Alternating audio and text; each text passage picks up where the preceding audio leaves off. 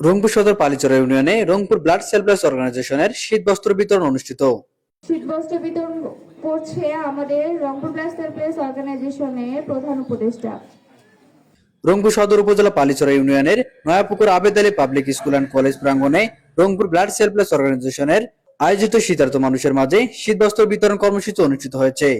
12 December শুক্রবার বিকাল 3টায় এই কর্মসূচি আনুষ্ঠানিকভাবে শুভ উদ্বোধন করা হয়। অনুষ্ঠানে প্রধান অতিথি হিসেবে উপস্থিত ছিলেন জনাব আক্তারুল বাদশা, প্রধান উপদেষ্টা আরবিএসও ও সভাপতি শ্যামপুর সুগার মিল। আক্তারুল বাদশা, সভাপতি শ্যামপুর চিলিকলেম প্লেজ ইউনিয়ন। আমাদের সংগঠন হচ্ছে স্বেচ্ছাসেবী সংগঠন।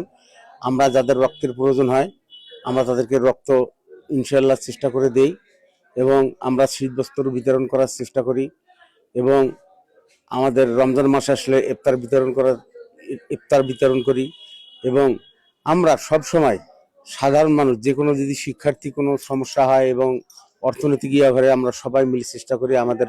অনুষ্ঠানে সভাপতিত্ব করার প্রত্যয় ব্যক্ত করেছিলেন আলহাজ তানভীর হোসেন আশরাফি, উপদেষ্টা রংপুর ব্লাড সেলফলেস অর্গানাইজেশন, প্রতিষ্ঠাতা চেয়ারম্যান বাংলার চোখ। এছাড়াও বিশেষ অতিথি হিসেবে উপস্থিত থাকার প্রত্যয় ব্যক্ত করেছিলেন জনাব মোহাম্মদ হাসান আল সাকিব, সাংবাদিক এসএ টিভি ঢাকা, খন্দকার মিলন, সাংবাদিক ও সংগঠক মোহাম্মদ আলমগীর হোসেন, ইউপি সদস্য 5 নং সদ্য পুষ্কুনি, রংপুর।